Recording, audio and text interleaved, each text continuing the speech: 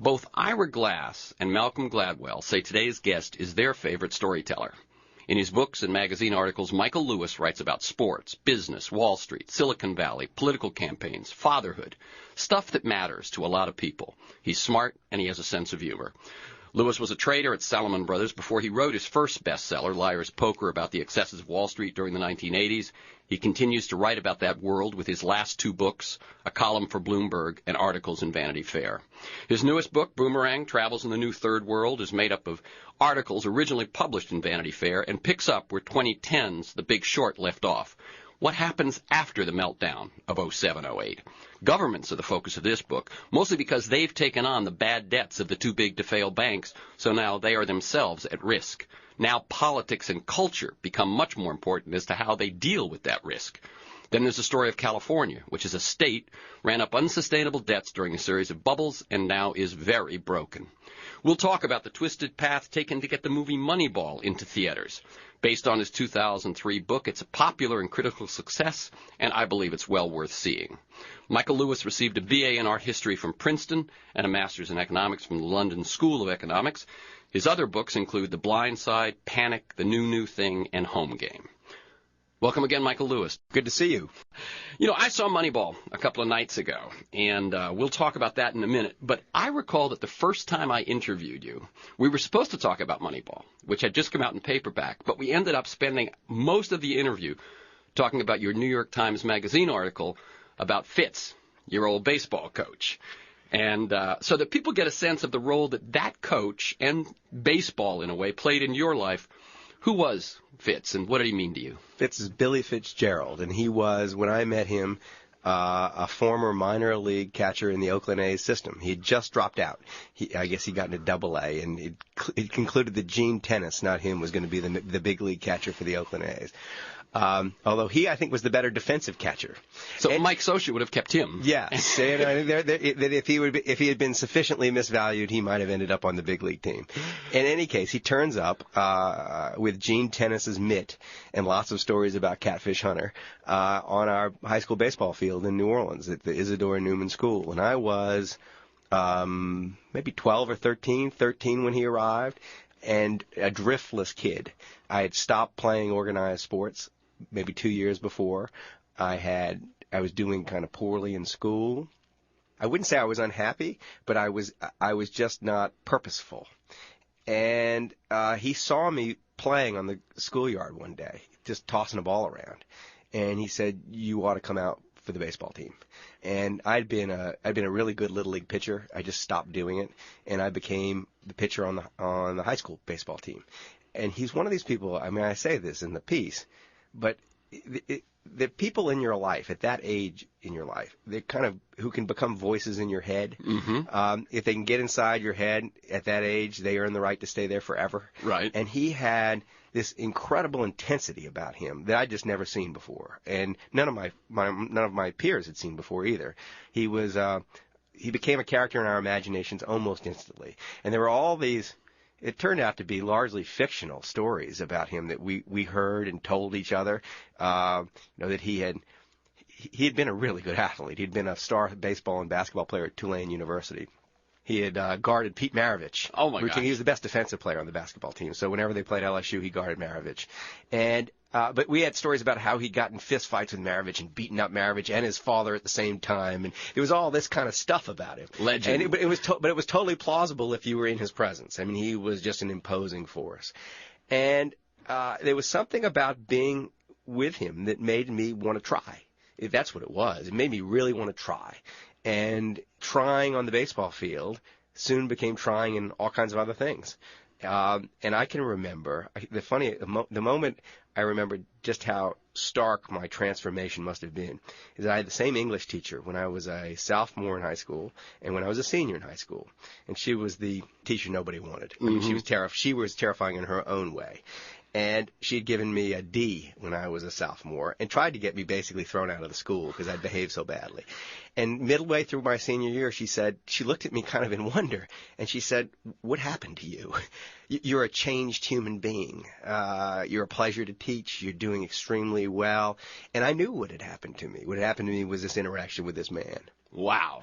And, I mean, we can make up the story, but a failing English student in high school may not become a writer.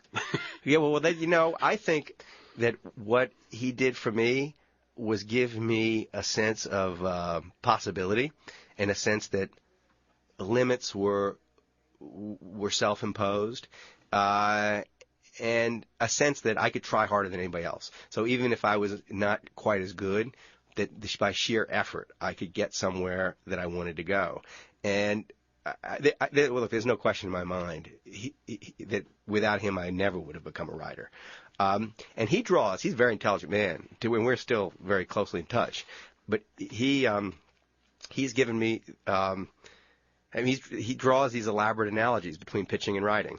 And there's some real similarities in the psychological state you're in when you're pitching and when you're writing. You're alone on a mound, basically. It's a collaborative enterprise in a way with the reader, but no, you're kind of alone too. And the best way to do it is by indirection. It's all about, in a funny way, tricking the reader or tricking the batter into getting them into a different place in their head. You raise the level so you can come in low. You pitch them inside. You are manipulating the expectations of some other person. In one case, the reader. In another case, the hitter. And so there's some real similarities. But he's not the only reason I became a writer. But without him, he was a necessary step. That's great. And I remember the last time we talked about writing, you said that for you, writing is about the pieces that you can take out and the spaces you can leave. And that also plays into that misdirection, doesn't it? Absolutely. It's you want to leave. I mean, this sounds strange, but I think this is true. You want to leave the reader with the power to misinterpret what you're saying, so that people can come away with different views of the same story. I mean, there's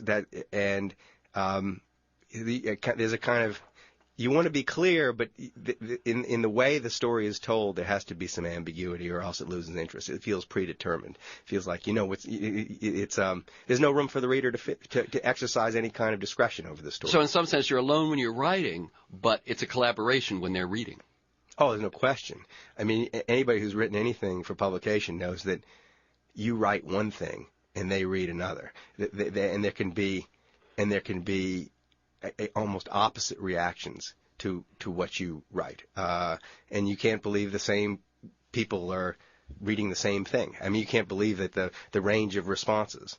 Now, one of the things I learned just recently, Michael, was that Blindside happened because of an accident when you were interviewing a former baseball teammate for the Fit story. That's exactly right. Moneyball had come out. I decided I wanted to write this piece about my coach. I was going through Memphis anyway, and for other reasons, and I thought I knew one of my former teammates, Sean Toohey, who's played by Tim McGraw in the movie The Blind Side, was there, and I hadn't seen him since high school, and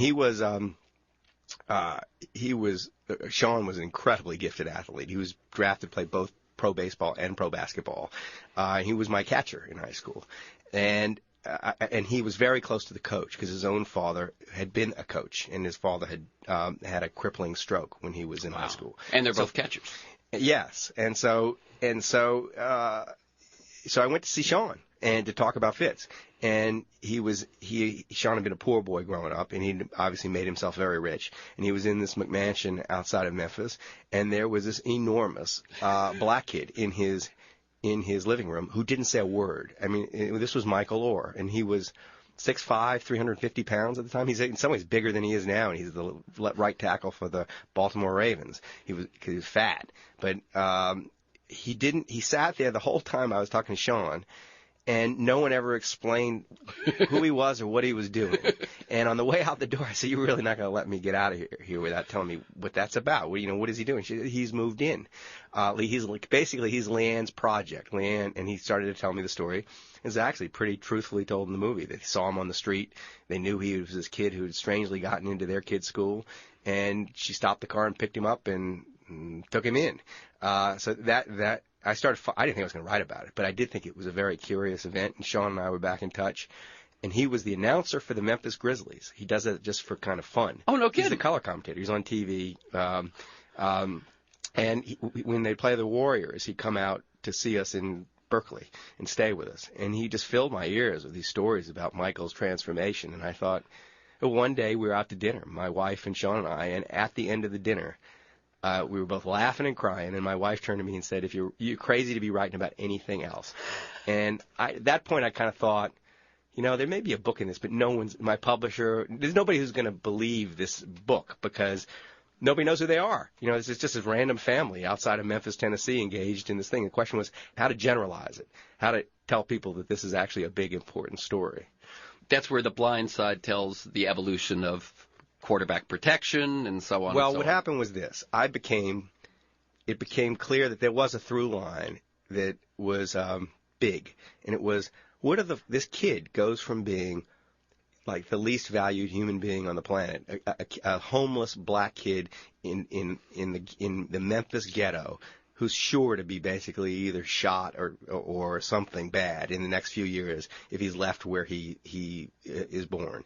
And he goes from that to being one of the most highly valued children on the planet because he's perceived to be a future NFL left tackle who's the second highest paid position on the football field. And he's got exactly the traits of an NFL left tackle. And so the question is, what are the forces in the world that enable this transformation from least to most valuable? And one of them was his relationship with this adoptive family. He had a mother who was all of a sudden on him. Without the mother, he's not in school, much less playing football. And another is what happens in football to transform the role that he's destined to play. And so the other piece of this puzzle was that after Moneyball came out, NFL front offices were interested in having conversations with me because they were interested in the book.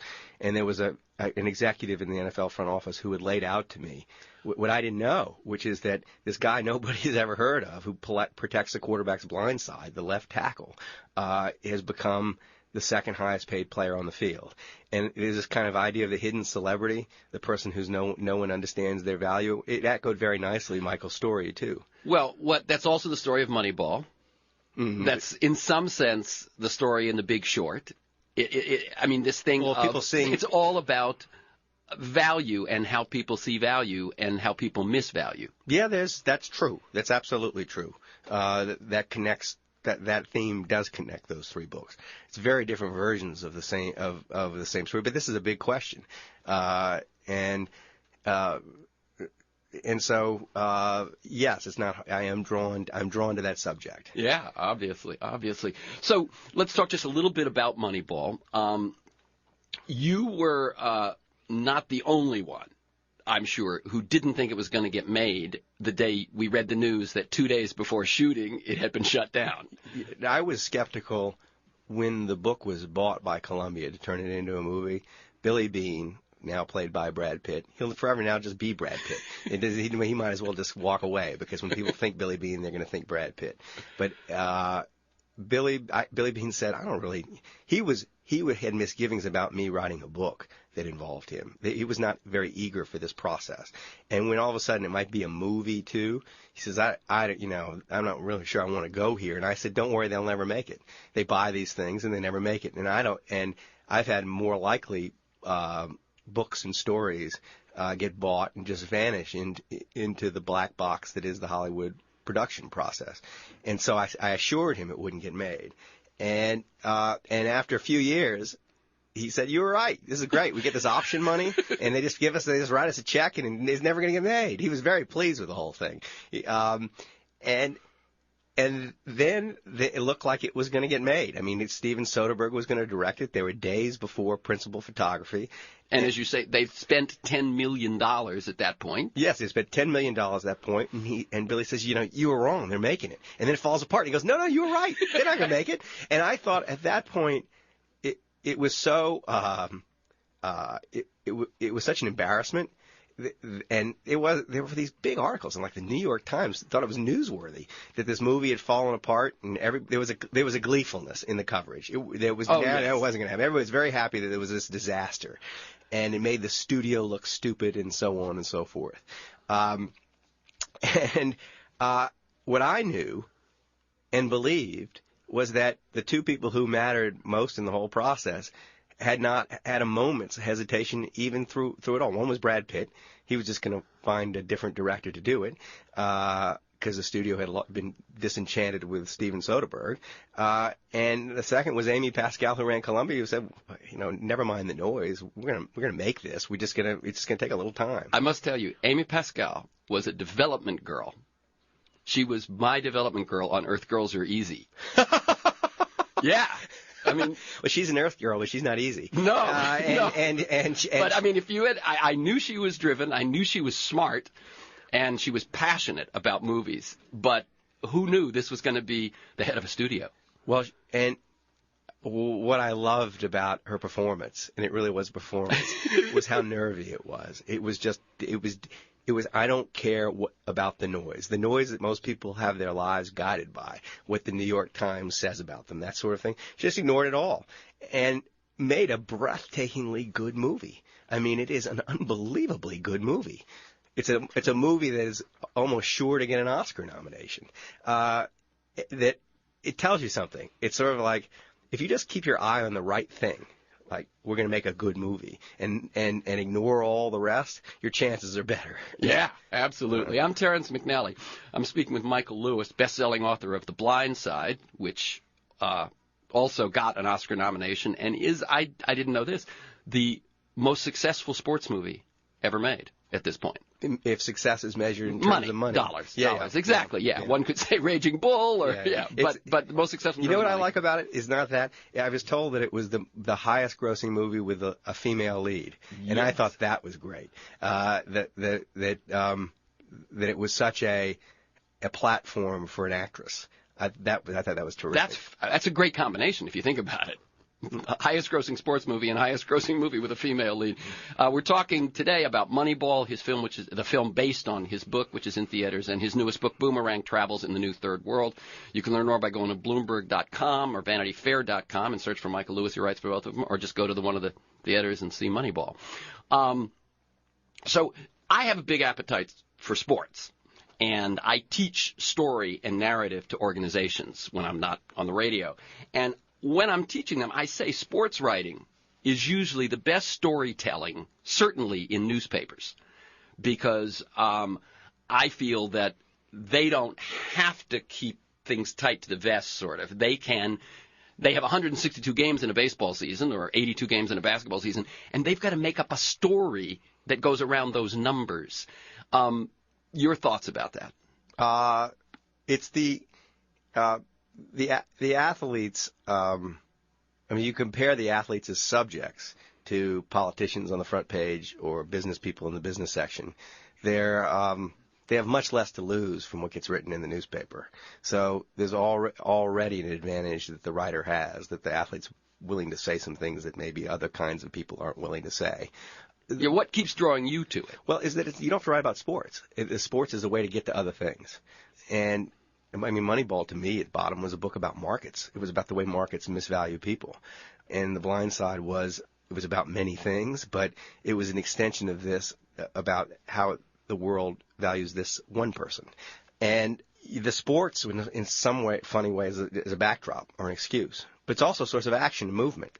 It's, writing is about creating movement on the page, and it really helps if people are moving through space and bodies are colliding and so on and so forth. And games have a time limit, seasons have a time limit. You have a ticking clock usually, and there's suspense that works for you. There's suspense. There are very few aspects of American life where there's genuine suspense, where you don't know what's going to happen next, and all kinds of weird things might happen next, and you know that it's not planned or rigged in some way.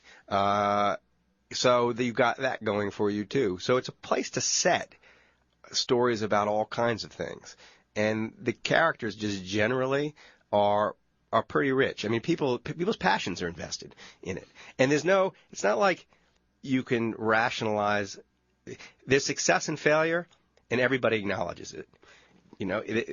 Someone lost and someone won, and the loser knows they lost, and the winner knows they won. A thing that I always thought, having, as I said, I love sports and played a lot when I was young, and for a while for a good part of my life, I was in the entertainment industry. Earth Girls Are Easy being the movie I got made. The High Point. One of them, right. Yes. But I was also an actor. And what I realized as I looked around my own career and other people's career is that you can't hang on in sports the way you can hang on in entertainment. In other words, you can keep telling yourself you're the greatest thing since sliced bread. They just haven't noticed it. In baseball, if they start hitting home runs off you, or if it's harder to lie to yourself. Yeah. It's harder. You can still try it, but the world doesn't let you do it. That's right. They're cold, hard realities in sports. There's a cleanness to it. Yeah. That makes it easy to set stories in. So sports isn't the only place I like to write. I like to set stories, but sports, I came to sports not as a sports writer. I mean, it was very strange that I wrote Moneyball. I was 41 years old or 42 years old, and I'd never written a word about sports. But as you say, it's a book about markets, and that you had written about. Yeah, so I had an excuse. I want to talk about another book from back in that time, which was Trail Fever. Which was that was a hardback title, and they wouldn't let me the publisher would not let me put my title on the hardback, so I put it on the paperback, which was Losers. Losers, right? No one will buy a book about losers. Now they were right about that, but no one will buy a book about Trail Fever either. Now that's a book of yours that most people don't know about. Yeah. I'm Terrence McNally talking to Michael Lewis, and as I say, hardback Trail Fever, paperback Losers was about the '96 campaign, the 96 presidential campaign, and I read it. It was the first book of yours I read. I loved it. I said, it's smart, it's funny, it really has a lot to say about politics. You wrote for the New Republic. Mm-hmm. You wrote for Slate. You wrote a lot about politics years ago. Now, not so much in years. What's that to you? Well, part of it is where I live. I was living in Washington. That made it very easy. Stuff was right under my nose. And part of it is who I was associated with. The New Republic was a explicitly political magazine. But Vanity Fair certainly writes. Oh, yeah, I mean, Boomerang certainly is about politics, as I said. Now finance, because the governments are in trouble, now finance I'm wandering around talking to heads of state and heads of the finance ministries. Heads of ministries, yeah. Yeah, so the Boomerang is funny. Losers, as I can't call it Trail Fever. It wasn't my title. Losers was a similar sort of exercise to Boomerang in that I knew I was writing a book, but I tricked it out in magazines. I plotted it. I plotted a book and then went out and wrote it in like a Dickens novel almost, right? Oh, I didn't realize that. Yeah, so I knew it was a book when I was writing the first word of it, and it was just a question of how it was going to get executed. And I thought in covering that campaign, the way I ended up doing it was saying, officially it's Bob Dole versus Bill Clinton, but that is the least interesting thing that's going on here. The campaigns are so essentially dishonest and guarded that there's no point in trying to get to know those people. But there are all these other people running for president, and actually it's great. At any given time, you have no idea how many people are running for president. You'd have no idea. You'd think it's a dozen or whatever you see on TV. No. There are hundreds of people out there who think they're running for president, and they have eight passionate supporters. And so these people had these little passion groups that were wandering around the country with them, and it was a way to wander passionate political America, basically. Not manipulative, stage-managed political America. Right. In other words, when you're for, like, Maury Taylor, Grizz, when you're for him, it's not about the payoff. It's about something. It's about your passion. Yes. The only reason you're for Ralph Nader in that book, Ralph Nader, Alan Keyes, or Pat Buchanan, or Maury Taylor, whoever it is because you really care about something that they say, not because you think they're going to win. Yeah. And so it was a way of identifying what people really cared about. And this was very important because what people really care about tends to percolate up to the major candidates. There's that famous Richard Hofstadter line about third parties in America. It says they're like bees. First they sting and then they die. They have the ideas come from there. The change comes from there. And when it gets to a tipping point, the big parties co-opt it. And so if you want to see where the world's going, don't look below the big parties. Look at Occupy Wall Street. You took the words. I was down at Occupy LA the other day, did last week's show on that, and we will talk about that more probably towards the end, I think. Okay. We'll take Boomerang and then go, okay, what was Occupy? But the thing that someone said to me is they said, it was third parties that brought us suffrage and abolition and so on. And I said, well, Lincoln was basically a third-party candidate because he was the first Republican president. Political change is a startup. It starts as a startup, and big successful parties have no taste for the risk of startups. The startups happen almost invisibly to most Americans, and then they grow and grow and grow, and then all of a sudden, hey, guess what? The Democratic Party just assimilated the views of Occupy Wall Street. And so that's what I was looking at, and that's what interested me. And, of course, then the characters are more accessible. They have nothing to lose. Right. You want to talk to me? Great. Yeah. Thanks. Come along. You want to stay in my house? That's really what happened. And you get to really know people.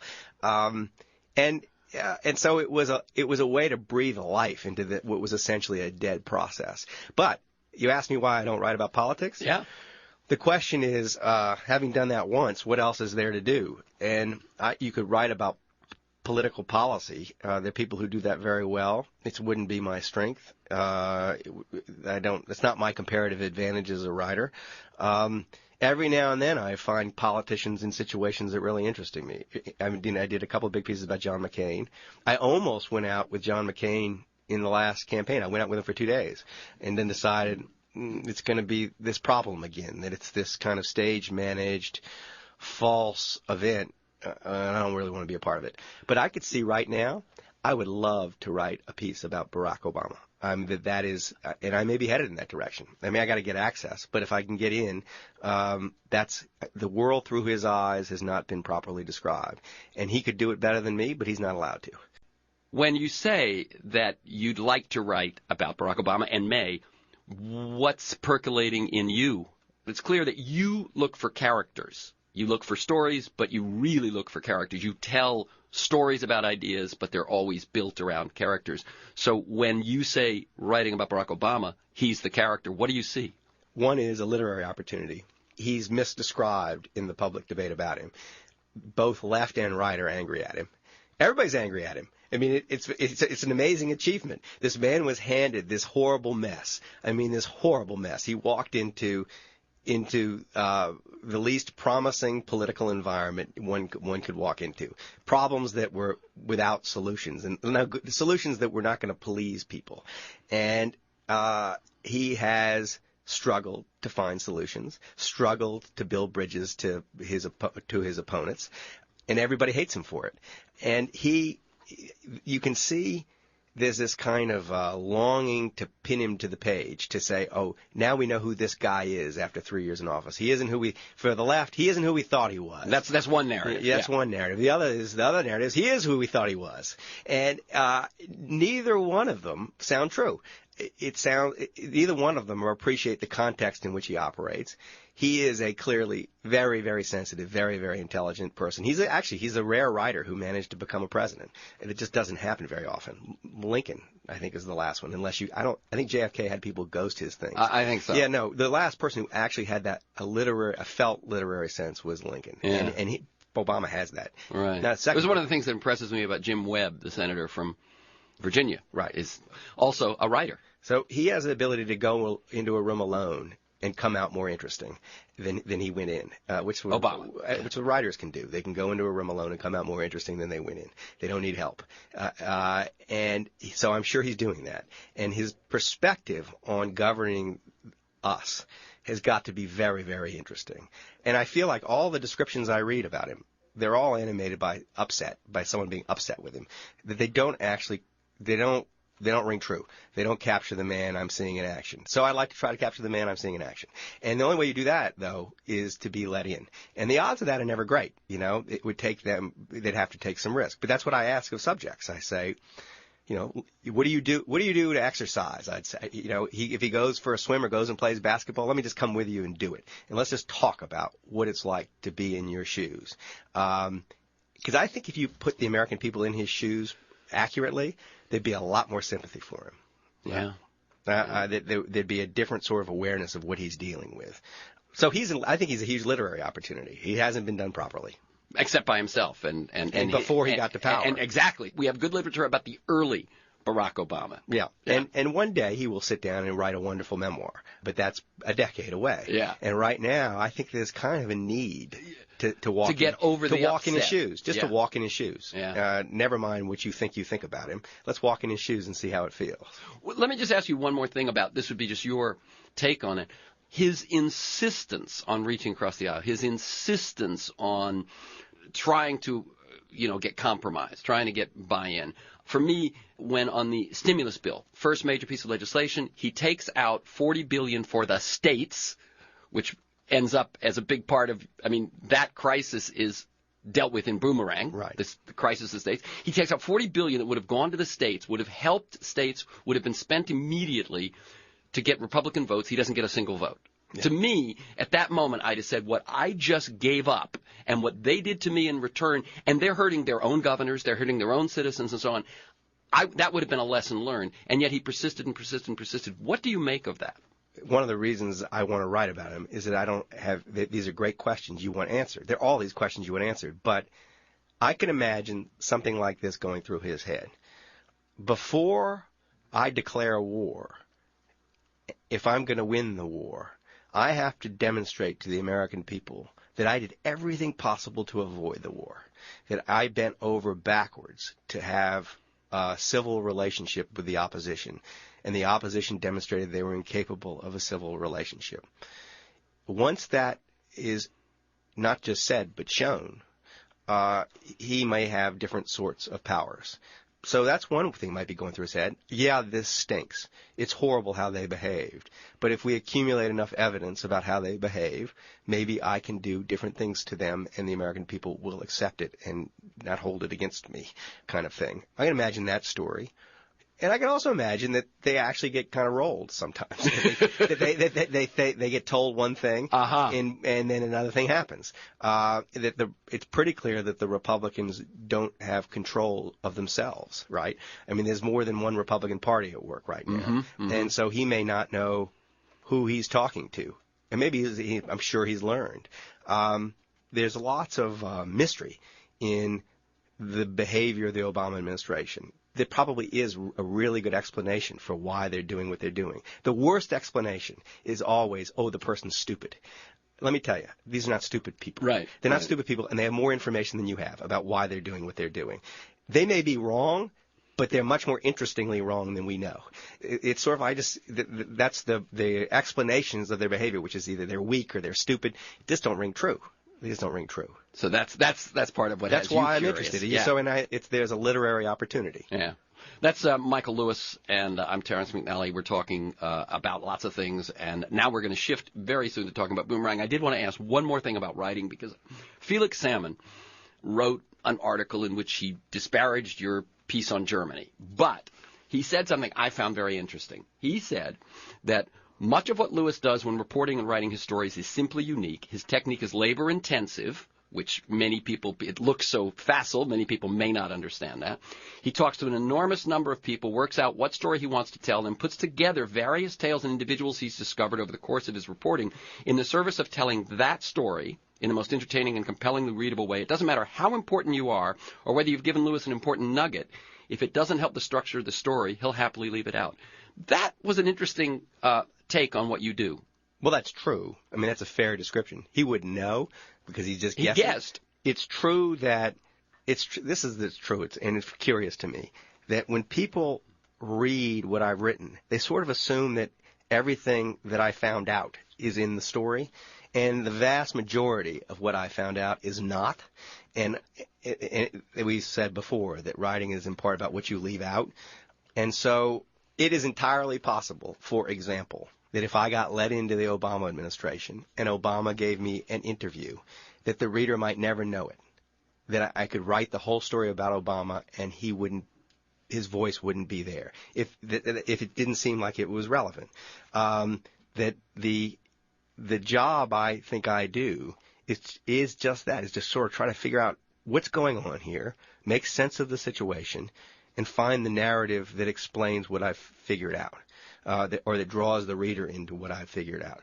And it's messy, It involves trying to eliminate all preconceptions I have going in, and it also involves talking to almost in a kind of scattershot approach to lots of different kinds of people. So you have different eyes on the subject and different points of view on the subject before coming to any real conclusions about it. And the other thing I read in what he said, and it seemed to ring true, is that you're also always looking for the characters.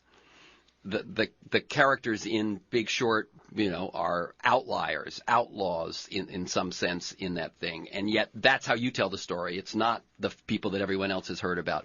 How important is that to you to find, or as we talked about the political story, it was the characters?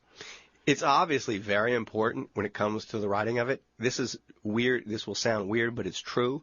I don't think that way. I don't think I'm looking for a character. And I don't know exactly why that is. Usually what I'm looking for is an idea or a notion or an interesting question to answer. And I interview lots of people. I get to know lots of people. And when I sit down to write, I realize, this is actually someone I can make swing on the page. This guy actually. So it's in that stage of the process. It's in that stage of the process that the importance of the characters emerge.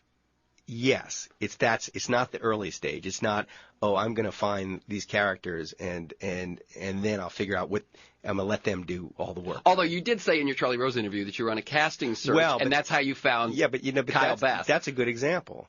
By the time I went on that casting search, I was 9 months into reporting the book. That I'd done all this other stuff. And then it wasn't till I got almost to the end of the process that I realized what's important here are the starting point for a reader is going to be these people who either saw it coming or might as well have seen it coming because they made a fortune off the collapse of the financial system. We're talking about Big Short at that point. It was the Big Short. There were these handful of people who were in a very privileged position in relation to the financial crisis. And I needed to go talk to all of them and figure out which ones would be the best to tell the story through. But by that point, I knew what the story was. So it wasn't – they didn't come exactly last, but they came pretty late in the process. Okay, let's talk about Boomerang. Boomerang is articles that appeared in Vanity Fair, and unlike what you said happened with Losers, where it was built on magazine articles, this time the articles are literally Boomerang, aren't they? There's a section in the front that weren't. Yeah. But the articles were plotted as a book. The only reason I did the articles was because there was a book, and I knew where I wanted to go, in what order I wanted to unspool this thing, and where it was going to end. So what I did is basically use Vanity Fair to get it out of me. And the book was, I realized when I was working, and I worked on it contemporaneously with The Big Short. I realized when I was working on The Big Short two things. One was there was this. It wasn't just a U.S. debacle, of course. It was a global financial disaster. But that, as Kyle Bass, a hedge fund manager in the very beginning of Boomerang, puts it, the collapse of the subprime mortgage bond market is just, and Lehman Brothers going down and so on and so forth, is just act one of the financial crisis. We're still in it. And the banks around the world have all these bad debts. Governments assumed the debts of the banks, basically, it backs up and there are many governments that can't afford to pay off their cumulative debts. So the next question is, what happens when governments aren't credible? And related to that is, why do these societies get themselves in this position? And they each got themselves in the position in a different way. That's right. You return again and again in Boomerang to this notion that each country or culture found itself alone in a dark room with a pile of money. Yes, it's a story of temptation. I mean, it's a temptation on the individual level, but also on the level of the society. That what happened was banks, our financial system, stopped doing its job. The bankers, lenders are supposed to be the brakes. Lenders, yeah. Yeah, they're supposed to be the brakes in the financial system. They're supposed to decide they're supposed to parse risk and evaluate risk and not make the loans that are bad risks. They ceased to discriminate properly. They made lots and lots and lots of loans to people, to countries, to companies, other banks they should never have made. I'm going to jump in for a quick question. Obviously, when a bank was just a bank, they had to pay more attention to that. Size turns out to be a big factor here. But isn't it that when a bank is also an investor and can short sell, now it doesn't have to be quite so careful about the risk? Well, this is true. It's true because in its own head, If it takes some risk over with its left hand, it can offset it with its right. Which it didn't used to be able to do. But in fact, they didn't do in a lot of cases. You know, that when the subprime mortgage bond market collapses, who owns the big piece of it? Citigroup and Merrill Lynch and so on, Morgan Stanley and so on and so forth. But they could tell themselves that they were managing this risk even as they weren't.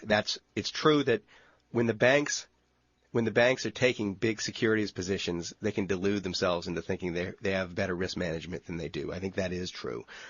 But nonetheless, to get back to the thrust of the story, I saw it as people and cultures being tempted by this pile of money that was put in front of them. And what do they want to do with it when it was put in front of them? And their relationship with money became a window into the culture. So it was an excuse for kind of travel journalism. I mean, that's how I thought of this. It was financial disaster travel journalism. And travel journalism, like sports, has movement. It has a dynamic. Well, this is exactly right. I mean, when I wrote my first book, Liar's Poker, I wrote it essentially as a travel book, and that created the movement. And what was going to create the movement is me moving through space. And this one, you even have it in the title. Yes. Travels in the New Third World. Yes. You make no bones about it. So let's go through them quickly. Greece. In every case, what the money did is exaggerate tendencies that were already in the culture. And in Greece, the tendency was to abuse the government, the state, to use the state as a kind of piñata filled with goodies for everybody to take a whack at. On the one hand, jobs that you get a job. If you're a Greek citizen, you count on the state to give you a job you don't have to turn up for, kind of thing. The state, I mean, one piece of information, this is just breathtaking, but so the Greek National Railroad has annual revenues 100 million euros, pays out 400 million euros in salaries. In salaries? And that doesn't mean they bought any trains. The average salary, if you're an employee of the Greek National Railroad, is 65,000 euro a year, which is more than any private company in Greece pays. So this is an indication of the scope of the problem. And they don't pay their taxes. Well, on the other side, they don't pay their taxes. In fact, it's endemic to the culture. You're regarded as a fool if you pay your taxes. So it's a totally dysfunctional and corrupt society. And Greek people will tell you that themselves. There was nothing I could say about Greek people that they didn't say about themselves, and worse. They don't trust each other. And this is the birthplace of democracy. But we'll just leave that out. We'll leave that out because it actually has very little connection exactly. But, I mean, there was a culture, but it was very different. And they're angry at the Germans now. They're angry at the Germans because they see themselves as repaying the Germans the money they borrowed. And in order to do it, the government is imposing on the people very harsh terms to them. It means making their state functional, making them pay balancing their taxes. A budget, maybe. But there are German tax collectors in Greece trying to collect taxes from Greek people. So there's a sense of loss of sovereignty, and they have lost control of their fiscal sovereignty for now. Yeah. So you have this very weird situation where people who borrowed a lot of money for not productive purposes are in the streets rioting because they have to pay it back. It's not a good sign. The idea that this is simply a financial matter is nonsense. It's a cultural one. And you can't change the culture fast enough to solve the problem. So they're going to default. The question is what happens when they default. Right. And when they default, it ripples through the financial world because everybody who lent money to Greece is out of pocket. Right. So Greek banks fail, okay, but what you're saying is there's investment in Greece from all the other countries. French banks are going to fail. And France, a big country. Yeah. So since Germany, we've introduced Germany to the story, Germany's response to that pile of money. The German response to the pile of money was breathtakingly interesting to me because the German people behaved impeccably. They completely resisted the temptation. German culture still has built into it the importance of delayed gratification and a caution, a sense that really bad things can and will happen, so you better save for that moment. So the German people didn't inflate their land prices. They didn't borrow money to buy cars. They don't even have credit cards, really. I mean, when they pay with plastic, it's always a debit card. Oh They my don't God. have the idea that you borrow money to consume is anathema in Germany. So the German people just ignored the temptation.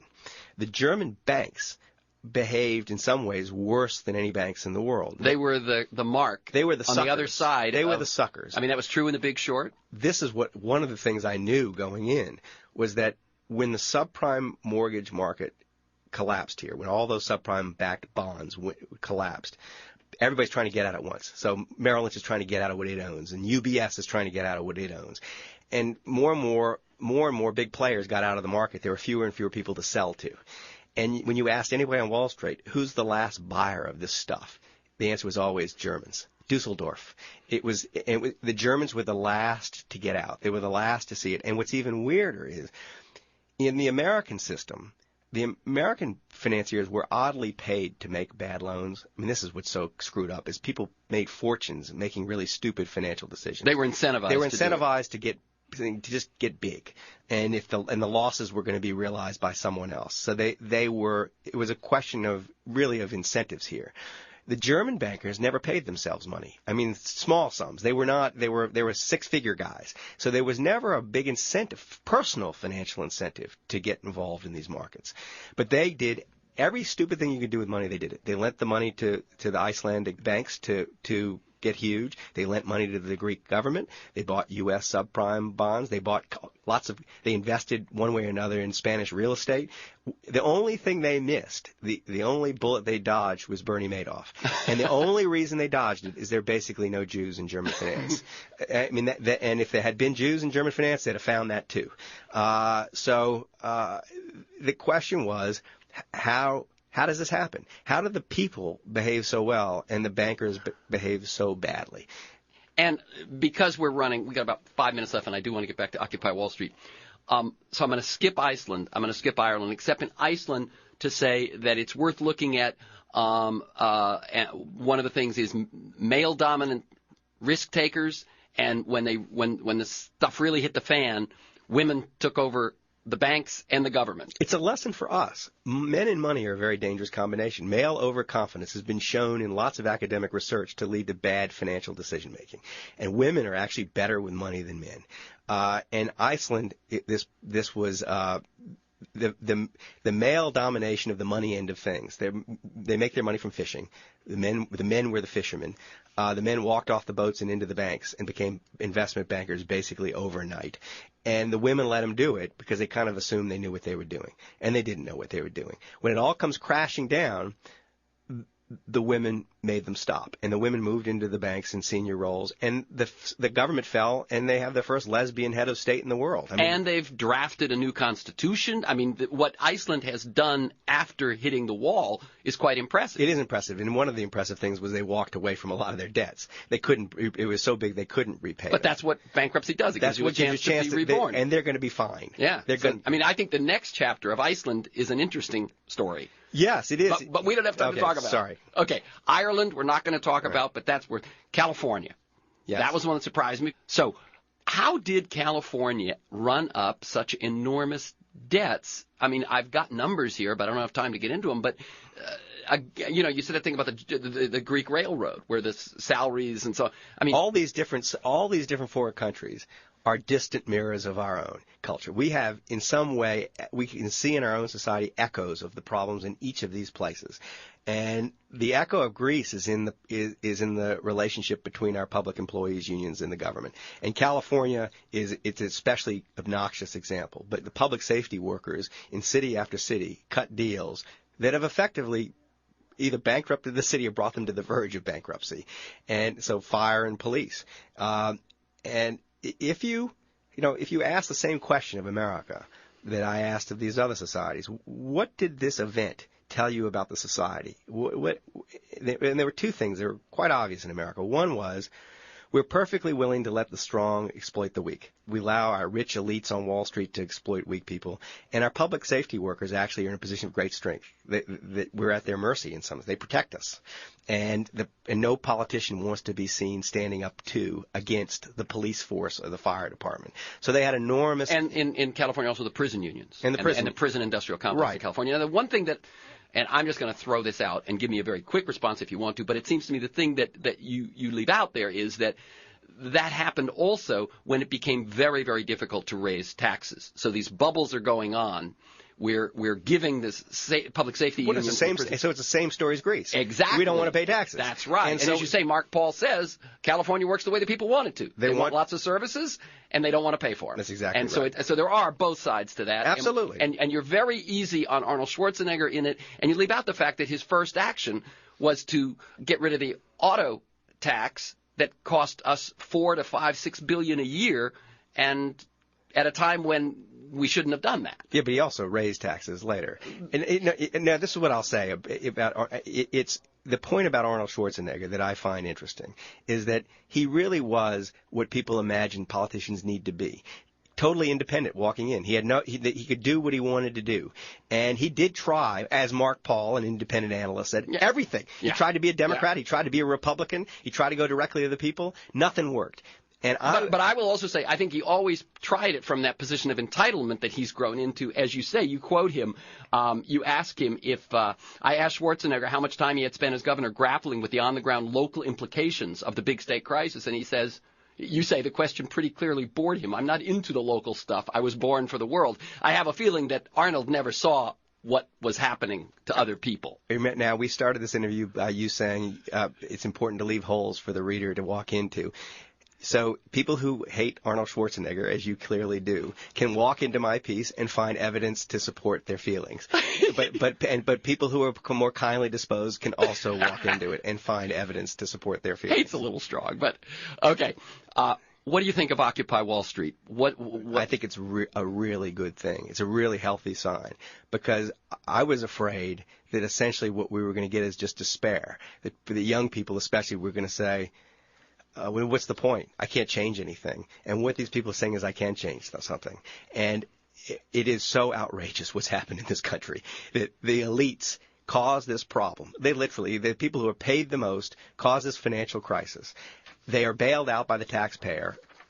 And then once bailed out and restored to health, they do their best to prevent reform of the system. And the system badly needed pretty draconian reform. It's outrageous. They've broken the social agreement, sort of. We'll bail you out. Now, when we come to reform you, work with us. They broke two rules. They broke their own rules of capitalism. They should have all failed. They could have they'd all been out of business if the government hadn't stepped in. And then they seemed to think that they were owed it afterwards. And I think that that kind of unfairness will leave you either cynical and despairing or angry and ready to change things. And it's really good that people are angry and ready to change So to you, the Occupy movement, ill-defined as it may be, is a good sign and has real possibility. Oh, yeah. I mean, is that something you'd write about? Yes. Yeah. I mean, I would think that would be something interesting. Yes, but it's just started. Exactly. So, the new book is Boomerang, Travels in the New Third World. The film Moneyball is in theaters, and a couple of websites to read more are Bloomberg.com and VanityFair.com. You can listen to this week's conversation and many others anytime during the week by linking to our podcast. You can sign up to have it delivered to you weekly. For podcast articles, transcripts, go to aworldthatjustmightwork.com or terrencemcnally.net. They're the same website. You can sign up there you can get the podcast. You can sign up also to have it delivered to you weekly there or at iTunes. You can also sign up there or by emailing me at temcnally@mac.com. Finally, thank you to Michael Lewis. Keep up the good work. Thank you.